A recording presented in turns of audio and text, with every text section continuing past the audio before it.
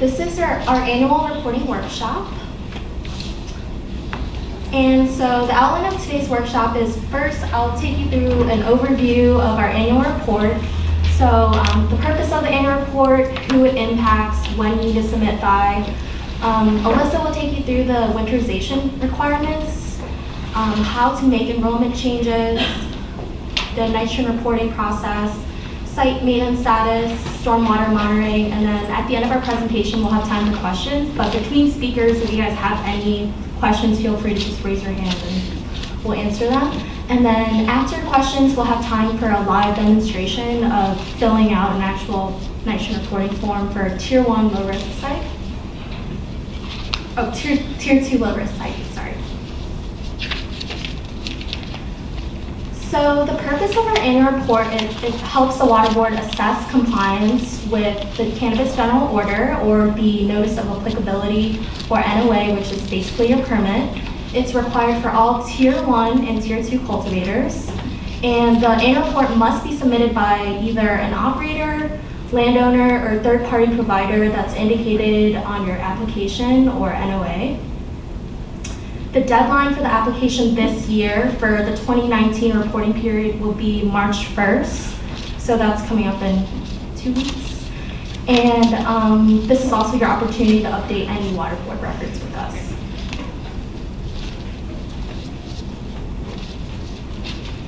So breaking down the requirements in the annual report by tier, all Tier 1 and Tier 2 enrollees will need to report out their winterization measures that were taking place during 2019, any changes in tier status, disturbed area, cultivation area. If there's change in operators or third-party providers, this is your time to make those changes. For Tier 2 enrollees that are cultivating greater than an acre, so for all risk levels, you'll need to submit a nitrogen application form, which we'll go into detail more later on in the demonstration.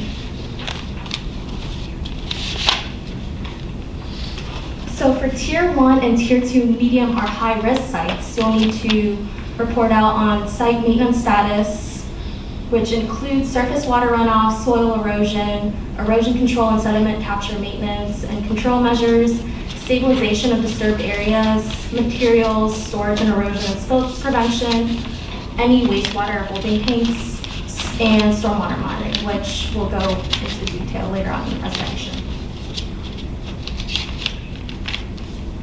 And so before you begin your report, you'll want to identify your WDID number, which can be found on your Notice of Applicability or NOA on the left-hand side. And if you don't know what it is, just reach out to one of us and we can help you figure out what your WDID number is. You'll need to get your maintenance records, any servicing dates, activity, name of servicing companies for holding tanks, septic tanks, chemical toilets, industrial waste servicing, which may include RO waste. Nitrogen, so you'll also need nitrogen application records for Tier 2 cultivators, but all cultivators should be keeping track of irrigation records, even though we require it for Tier 2 cultivators during the reporting period because the water boards may request it at any time. Stormwater and erosion monitoring results for medium and high risk sites.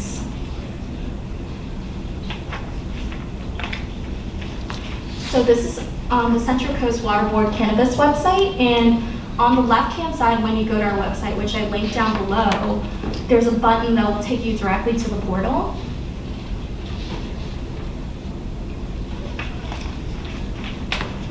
And to start this process, you can register for a new account if you don't have an account already, or you can use the same login that you used when you enrolled for your site. And just to reiterate, just making sure that all annual reports need to be submitted by an operator, landowner, or third-party provider that's indicated on your application. And if you're unsure of that, you can just reach out to us and we can. What do you mean by third-party provider? So consultant. Mm-hmm. So the steps to start the annual report is you can also just go to the portal directly by clicking on this link, which we'll be posting this presentation online after today so you guys can have access to it. And you'll want, the second page will prompt you to this page and you'll need to click Create New Survey. And then you'll click Online Cannabis Water Quality Monitoring and Reporting Program.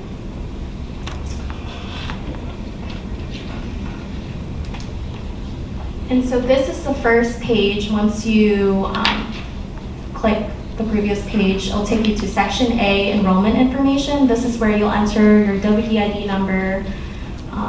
Any fields throughout this reporting form that has a star next to it is a required field. So in order to move forward and submit your form, you need to fill in the information for that field. And make sure that you guys select 2019, because that's the reporting period you'll be reporting out for. And then lastly, you'll click, this is the annual reporting program required to be submitted by March 1st.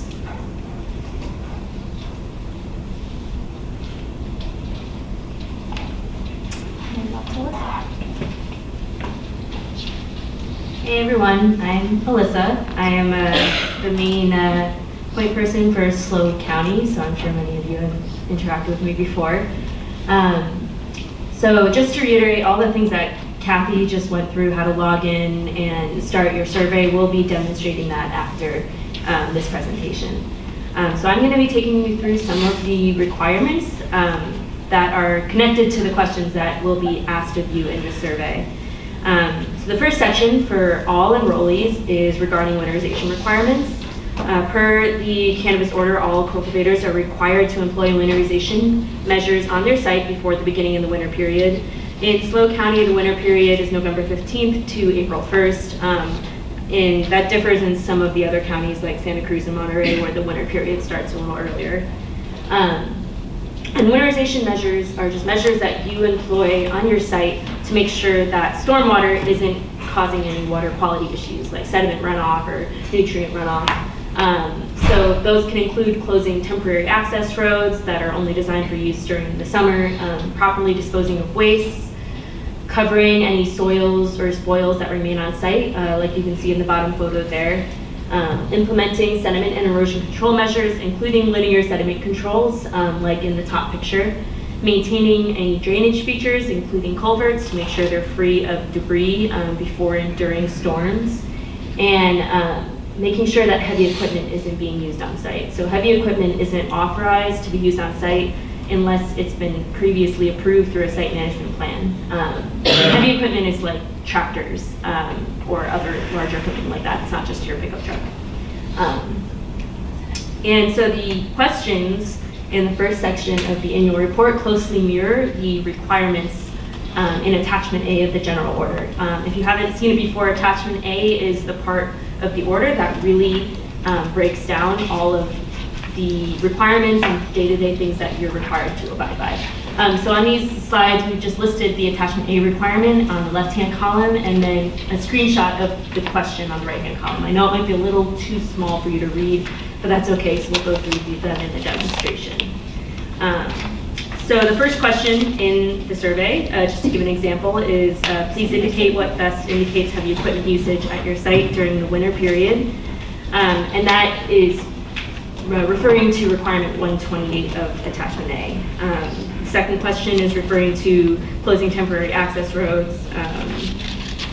The third and fourth questions are regarding linear sediment controls and maintaining culverts. And they're almost word for word Attachment A. So if you are trying to prepare for doing your reporting or are wondering what you're going to be asked about in the coming year, refer to that and make sure you understand it. So the second section of the annual reporting survey is your chance to update records about your tier status and disturbed or conservation area. So it'll show you your current information, your current cultivation area, disturbed area, and tier and risk level, and then it'll ask you if you want to update it. If it looks right, you can just select no and move on, but if you had changes to your site in the last year, if you expanded your growing area, if you shrunk your growing area, if the information you submitted when you applied wasn't accurate, then you can update that here. So select yes, and it'll give you fields where you can enter the new information. And I will say that updating information this way during annual reporting is a lot simpler than the edit process that we need to do the rest of the year. So if you do it now, you can update it in the portal. We'll follow up with you via email. and it'll be all good. We'll update your records. During the rest of the year, since the portal isn't really, your application isn't really editable through the portal, we require you to print out your application, make the changes by hand, sign it, date it, scan it, send it back to us, and then we can update it. So I highly encourage, if you have any changes you need to make, try to do it through the portal, through the annual report. So you'll also be asked if there's been changes in your third-party status. So that is referring to consultants. If you hired a new consultant in the last year, if you've stopped working with a consultant, then make those changes here and put in the new consultant's name, contact information, everything in the box. So if you are a tier 1 low risk cultivator or you grow less than an acre, that's all the reporting you have to do. You'll get a submission screen at this point, press submit, and you'll be done. But if you're medium or high risk, or you're growing greater than an acre, then there's a few more steps. So all cultivators growing greater than an acre are required to submit information on how much nitrogen they applied throughout the year. You include information about nitrogen applied through all sources, including bulk materials like potting soil or compost, dry fertilizers, liquid fertilizers, including organic ones like compost teas or fish emulsion, and nitrogen applied through your irrigation water. So if you're using groundwater to irrigate your plants, chances are there's some nitrogen in that irrigation water already, so we ask you to get that tested. You can do it on your own with like a test strip or do it at a laboratory, and we have a handout over there that has a link to a website where you can find labs that are near you that will do that testing. And the nitrogen application limit for all of those sources combined is 319 pounds per acre per year. So just to keep that in mind as you're doing your reporting. This shows an example of what the nitrogen reporting screen will look like. So you can see that it has columns where you can put in the pounds of nitrogen applied through bulk, dry, and liquid materials.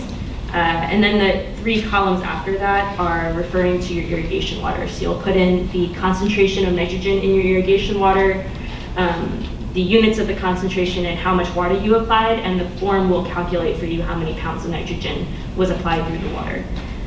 You'll also be asked questions about the type of growing area, whether it's nursery or flowering, what your planting method is, whether it's in pots or in the ground, and the size.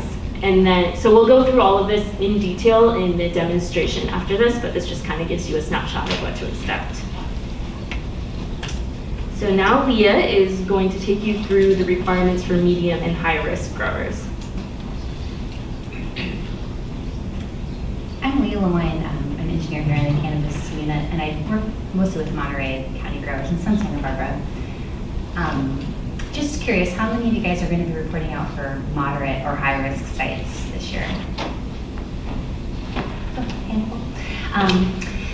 So as Alyssa said, if you are moderate or high risk, it sort of unlocks this extra section of the portal, and you have a few more requirements for your annual report. And just to define what we're talking about here, so high risk sites are sites that are operating, have any part of their district area within the minimum riparian setback. And that can be 50 to 150 feet, depending on the class of the stream. Moderate risk sites are sites that have any part of their disturbed area on slopes greater than 30%. So site maintenance status is the first category of information that we're going to ask on the annual report for these 2 types of enrollments. This is table B2 in attachment B, which is the monitoring and reporting program.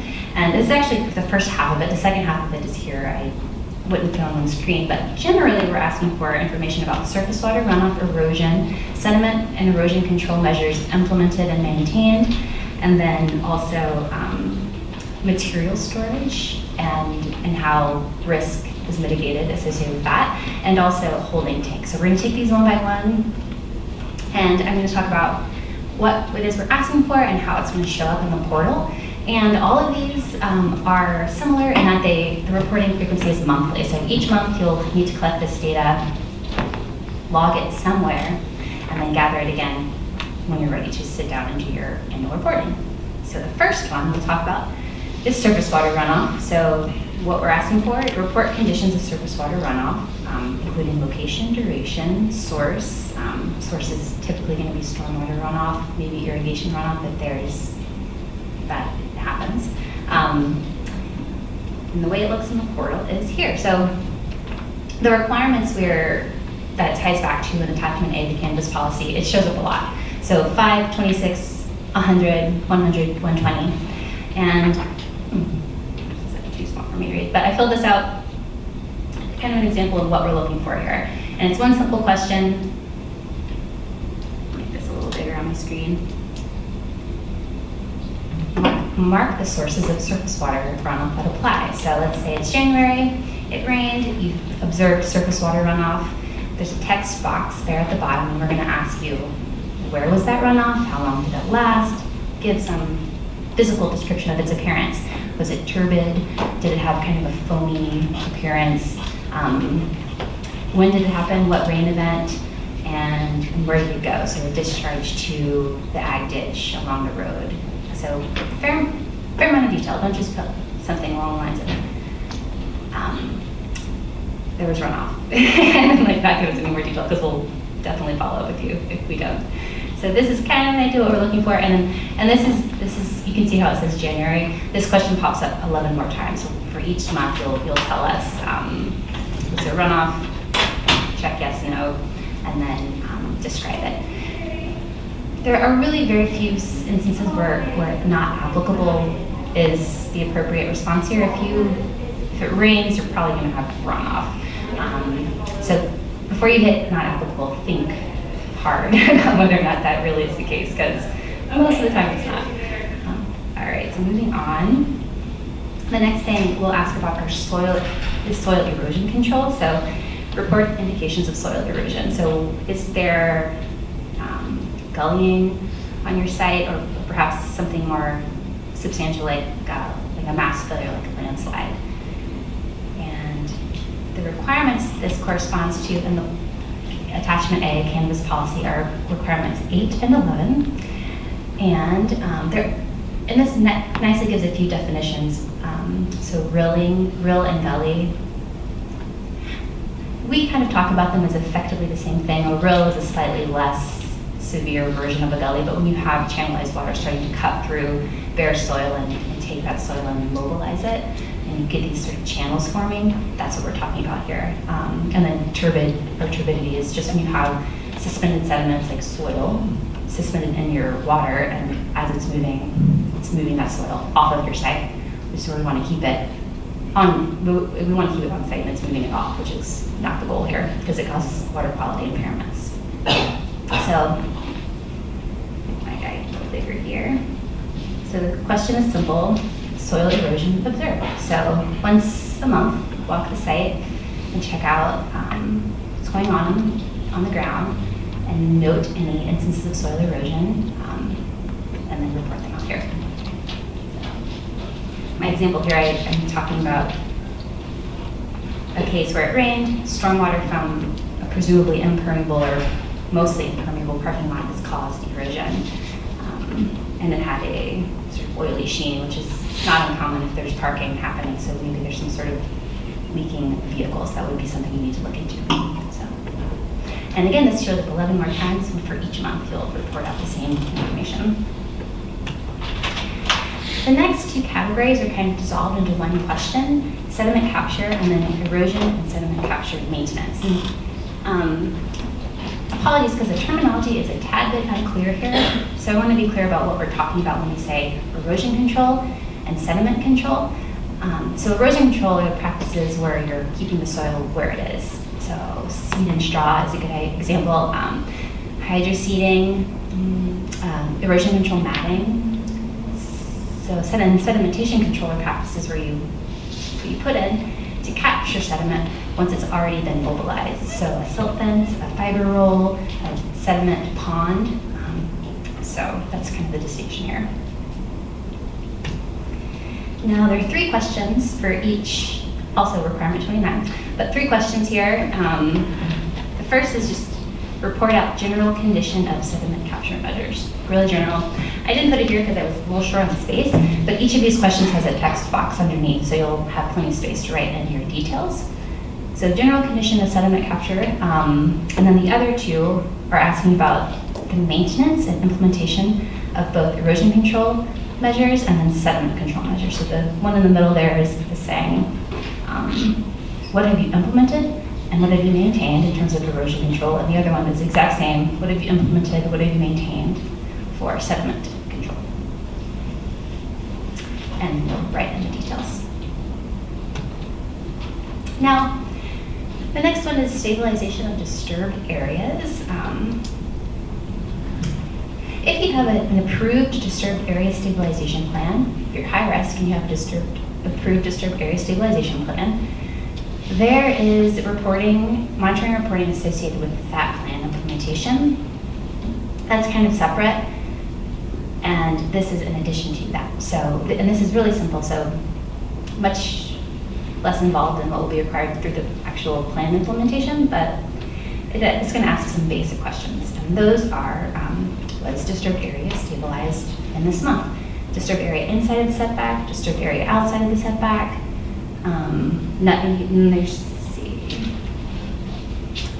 And no stabilization occurred, and then not applicable, and then there's also going to be a text box at the bottom. So pretty simple. It's just asking like, in which months did you work on that implementation of your disturbed area stabilization plan, or do implementation to stabilize the ground outside of the setback.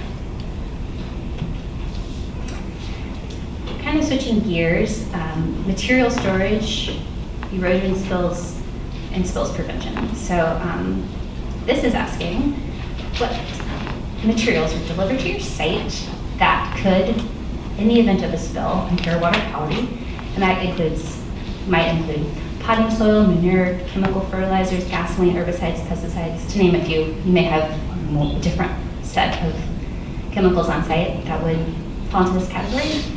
And the report asks you, what did you have delivered and how did you mitigate that risk? So there are check boxes, and there's also a checkbox for other, which I cut off for space. But so if you have something that doesn't fall into these categories, you'll just click other.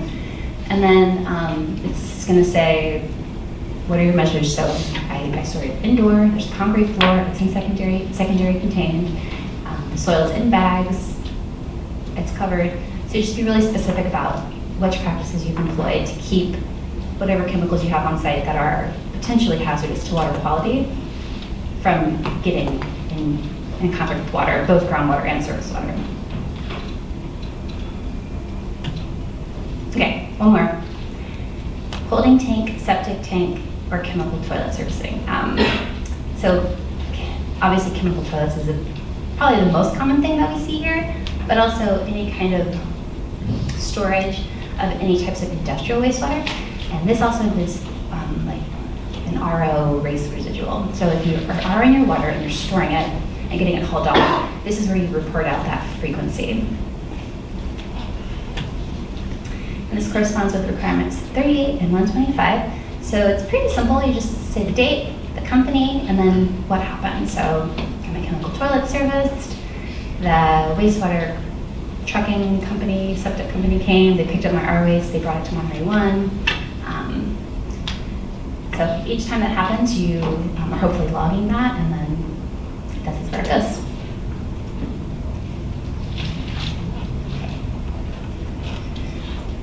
Next section is stormwater monitoring. So again, this is just for moderate and high risk sites. And the requirement is that once per month, when there's a rain event that exceeds a quarter inch in a day, or any time when stormwater is generated, you'll need to take a sample and monitor for turbidity and pH. The monitoring frequency here says all months until winterization procedures are completed, but this is working under the assumption that you're winterizing your site and you're getting out of there for the winter time. That's not the case in our region. I think many growers, most, are operating year round. So as long as you're on site, you have to do this. Even if your winterization measures are complete, if you're there and you're growing, this is a year-round requirement. So, let's move this over. And we need rain. The presence of rain is very important, yes, to the environment. And if it doesn't rain, then that's just what you'll report on. Yeah. So the constituents shall be monitored with a calibrated instrument with a user trained on that instrument. You can also just grab a sample and take it to a lab. Just call the lab ahead of time because they're going to provide sample bottles, and you want to make sure you use the right holding times and a chain of custody form. Samples shall be representative of the discharge. So just want to make sure that what you're capturing is flowing over the disturbed area. Like a greenhouse roof going to a ditch straight off site is exactly what we're trying to see. We want to see water moving over the disturbed areas of your site. And then, let's see. Monitoring shall be performed during all months in which activity is occurring at site. So as long as you're there, this needs to happen. It doesn't need to happen if you are in December, on December 1, you've installed your winterization, you're out of there until March 1st or April 1st, then you don't need to do it at that, over those months where you're not there, as long as winterization is complete. So those are the about the rain. If it doesn't rain, then there's nothing to do. There's no sample to take. Many months that may be the case, and in the summer probably, that's definitely, yeah, it's probably not going to rain in the summer. But you may still have runoff from irrigation runoff, so you still need to be keeping this in mind. Okay, and here's how it looks in the portal. Super simple, the date and the reading. I would expect that in order to really well, or really characterize your disturbed area well, you'd want a couple monitoring points. The portal doesn't really give us a good way to capture that, so in those cases, just you'll have 3 monitoring points maybe for February. Just put the date 3 times and then the 3 readings, and we'll follow up with you to figure out, sort of get a map and say like, okay, this reading corresponds with this sampling point and this sampling point and this sampling point, and we'll work it out on the back end. And that is it. Any questions about that? What is your definition of disturbed area? Because in Santa Barbara it's a different, and I'm just curious what you guys call disturbed area. Any part of your site that you're using for cultivation, material storage, vehicle storage, any facility storage that's associated with the cannabis operation is considered disturbed area. And any ground that's been sort of tilled, that's being used, that's part of the cannabis operation. So, did I capture that?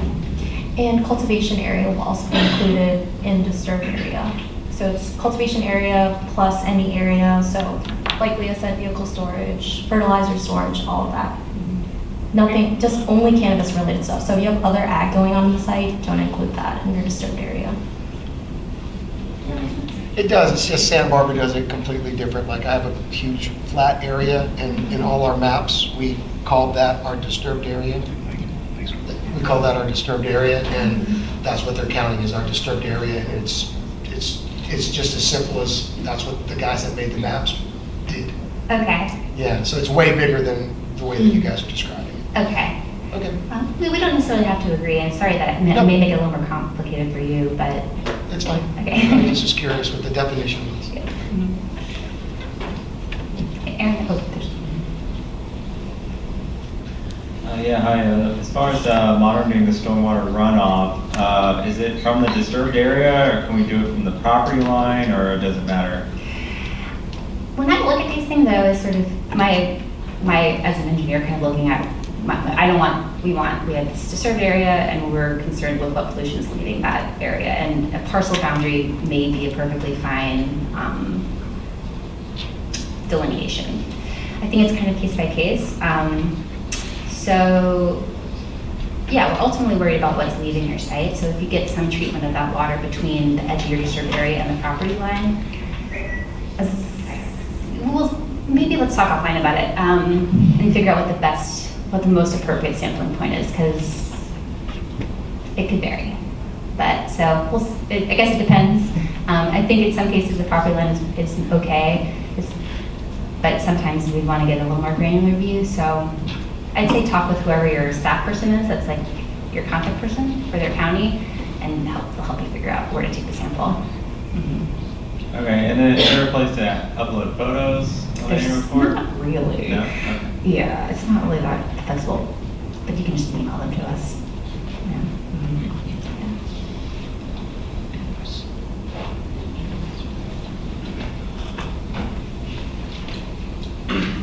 So for cultivators who haven't started cultivating yet, how will they go about reporting? No ground disturbing activities? Yeah, that's a great question. And Alyssa's gonna Okay. deep dive really soon, so I don't want to Okay. encourage on her, but that would be answered Okay, really thank you. soon. Yeah. I'll touch on those as I go through the demonstration, and as I'm doing that, if questions pop up, that's a little more informal, you can just shoot them at me. My question is regarding large properties with small cultivation sites in relation to the size of the property for access roads. So, when we monitor stormwater coming from the access road to the cultivation site, are we just including the access roads that are, immediately around the cultivation site? Or are we talking about access roads that may encompass the entire property where water might flow? That's a good question. And what we typically do is only include the access road as part of the disturbed area if it does not meet the standards of the forest practice rule. So if it's in good shape, then it's not conveying sediment, and it is right, it meets the requirements of the forest practice rules, then we don't. Gotcha. Otherwise, we do. Yeah. And I'll add to that, if your roads are not meeting the requirements, so they're part of your disturbed area, they're showing signs of erosion or gullying, I think we would generally just include any access roads that are used to access the cannabis site. If there's like another road that's only used to access a residence, then that doesn't need to be part of the monitoring. On the chemical toilets and septic systems, is that reporting requirement, was that for the medium?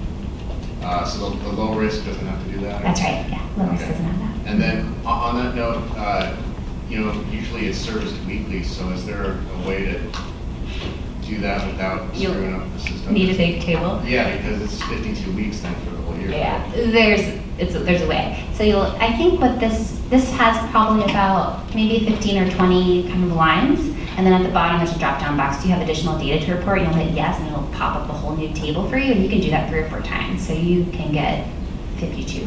And there's no way to just say weekly and without putting it in there? It's serviced by the same company, and they do the exact same thing weekly. Yeah, I would be okay with that if they just put weekly, as long as everything is the same. Otherwise.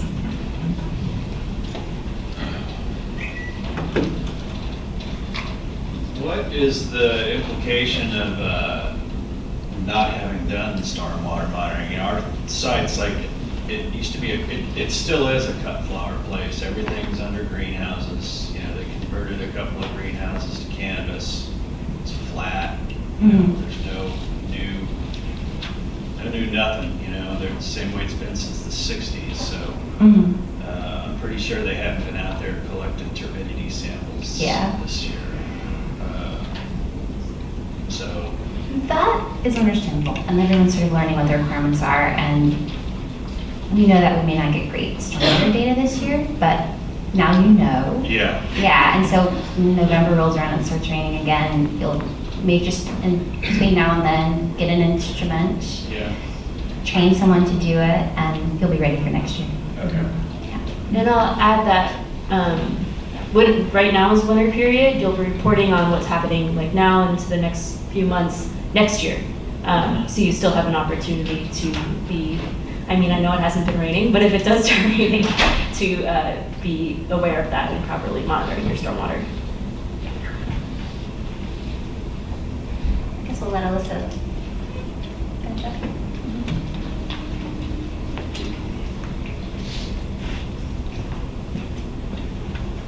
There's a couple more slides in this PowerPoint, and then maybe we could all take a quick 5-minute break, and then we'll go through the demonstration. So at the end of all of the reporting surveys, you'll get a field with a certification.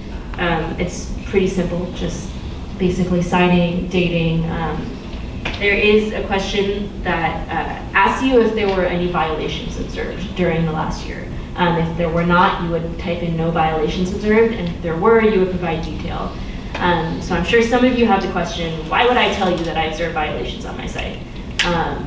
And our response to that is, we know that all of you are learning and that no site is perfect, and if you report a violation to us through this, if you say, oh, I noticed I had this area on my site where there was some erosion and I want to correct that, or I wasn't storing this properly, but I want to fix that too. Like, if you report it to us and you make us aware of it and give us an opportunity to help you work it out, that is much better than us coming out and doing an inspection on your site and saying, wow, we see all these things wrong and you didn't report it to us and I don't see that you're addressing it. So where our initial response to receiving notification of any sort of areas that aren't in compliance through the survey is to help you work it out and help you get into your site into compliance. That's really our goal, because our purpose is to protect water quality.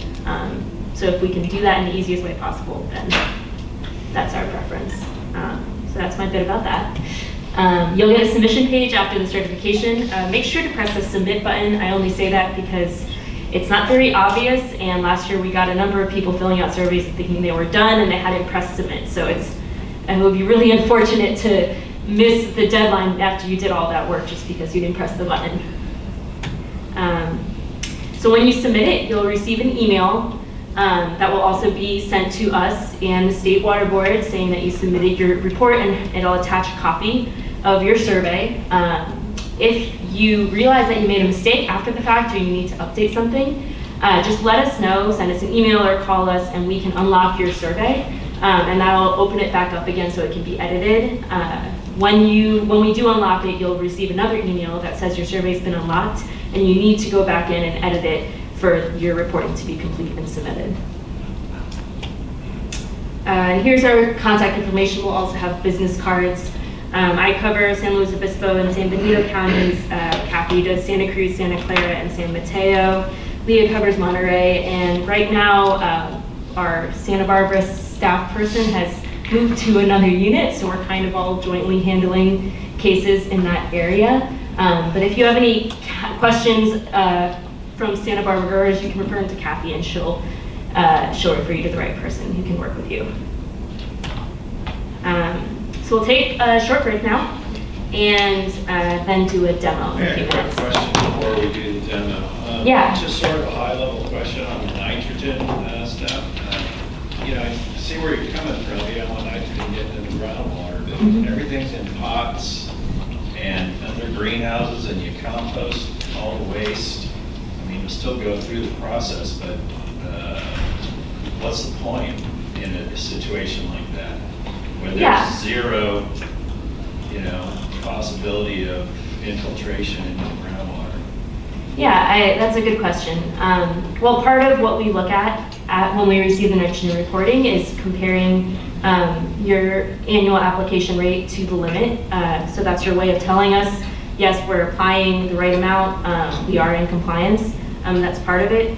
And the bottom line is everyone who is growing an acre or more has the same requirements and is reporting the same way, and that's our way of kind of being fair to everyone and also getting the data that we need. Yeah, I would also say that it's not a greenhouse with a dirt floor with plants and pots that's draining isn't zero risk. So you still could have leachate coming out of the pots into the ground, or maybe even if folks are growing on trays, that water is conveyed and sort of troughs to a centralized location, and in some cases piped outside. So that's definitely not zero impact. So there's an impact.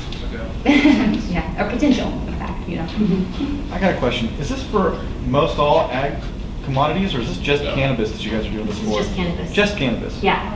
We're commercial.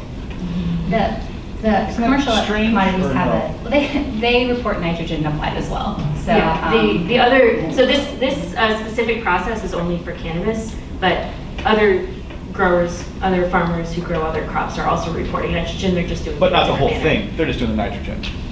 I am not very familiar with the requirements for non-ag because I don't work in that program, but I do know that they have annual reporting requirements that are different but similar.